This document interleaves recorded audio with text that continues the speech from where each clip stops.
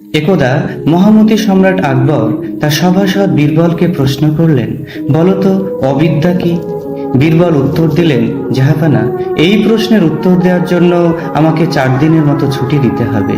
ফিরে এসে আপনার প্রশ্নের উত্তর দেব। রাজা রাজি হয়ে তাকে 4 দিনের মতো ছুটি দিয়ে দিলেন। বীরবল ছুটি নিয়ে সরাসরি এক মুচির কাছে গিয়ে বললেন, ভাই, আমাকে এক জোড়া জুতো বানিয়ে দাও তো।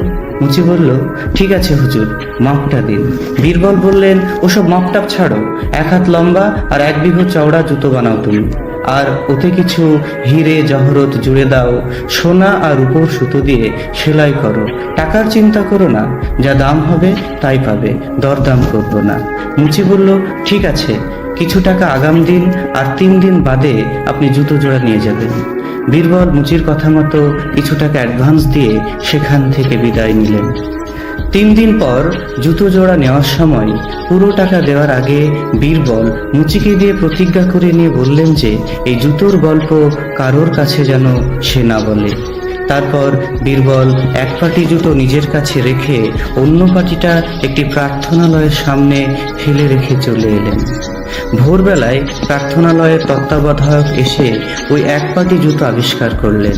তত্ত্বাবধায়ক চিন্তা করলেন, এত বড় জুতো কখনো মানুষের পায়ের হতে পারে না, আর হিরে জহরত লাগানো দেখে মনে হচ্ছে নিশ্চয় রাত্রে এই প্রার্থনালয়ে সৃষ্টিকর্তা এসেছিলেন এবং বাইরে তার চিহ্ন স্বরূপ এই 1 পাটি জুতো ফেলে গেছেন। প্রার্থনালয়ের তত্ত্বাবধায়ক আবেগে আপ্লুত হয়ে প্রথমে জুতোর পাটিটা মাথায় ঠেকালেন, তারপর বারবার জুতোটাকে চুমু খেতে লাগলেন। পরে এলাকার আরো অনেক লোক এলে তত্ত্বাবধায়ক সকলকে এই সৃষ্টিকর্তার জুতোর পাটি পাওয়ার কথার গল্পটি তিনি বললেন। সকলেই বলল, নিশ্চয় এই জুতো সৃষ্টিকর্তারই হবে, মানুষের পায়ে এত বড় জুতো হতেই পারে না। আর প্রার্থনালয়ের বাইরে যখন পাওয়া গিয়েছে, তখন এই জুতো তার ভূত বা প্রেতাত্মার হতে পারে না। সবাই মিলে জুতোর পাটিটি বারবার মাথায় ঠেকাতে আর চুমু খেতে লাগলো। শেষ পর্যন্ত গ্রাম ছাড়িয়ে শহর ছাড়িয়ে এই জুতোর কথা সম্রাটের কানে গেল, আর সম্রাটের আদেশে সেই জুতো দরবারে পেশ করা হলো। মহান সম্রাট নিজেও স্বীকার করলেন এ জুতো সৃষ্টিকর্তারই হবে। তিনি বারবার মাথায় ঠেকিয়ে আর চুমু খেয়ে বললেন, এই জুতো রাজপ্রাসাদের প্রার্থনালয়ের কোনো এক পবিত্র স্থানে রাখা হোক। পরের দিন বীরবলের ছুটি শেষ হলো। উনি সভায় এসে সম্রাটকে সেলাম ঠুকে মাথা নিচু করে বসে রইলেন।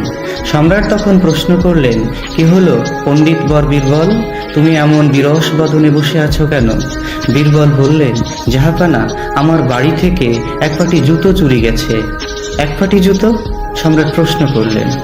হ্যাঁ জাহাপানা, আমার প্রপিতামহের 1 পাটি জুতো চুরি গেছে। চোর আর 1 পাটি জুতো বাড়িতেই ফেলে গেছে। ওই 1 পাটি জুতো কি তোমার কাছে আছে? সম্রাট প্রশ্ন করলেন। হ্যাঁ জাহাপানা, আমার কাছেই আছে। এই বলে বীরবল অন্য পাটিটা বের করে দেখালেন। দেখেই তো সম্রাটের মাথা ঘুরতে আরম্ভ করলো। নিজের কপালে করাঘাত করে হুকুম করলেন প্রার্থনালয়ের থেকে সেই জুতোর পাটিটি নিয়ে আসতে। জুতোটি নিয়ে আসার পর তিনি বললেন, আমরা তো এটাকে সৃষ্টিকর্তার জুতো মনে করে কতবার মাথা ঠেকিয়ে চুমু খেয়ে চেটে চেটে চকচকে করে তুলেছি। কথাটি শুনে বীরবল তখন মিটিমিটি হাসছেন। সম্রাট তার হাসির কারণ জানতে চাইলেন।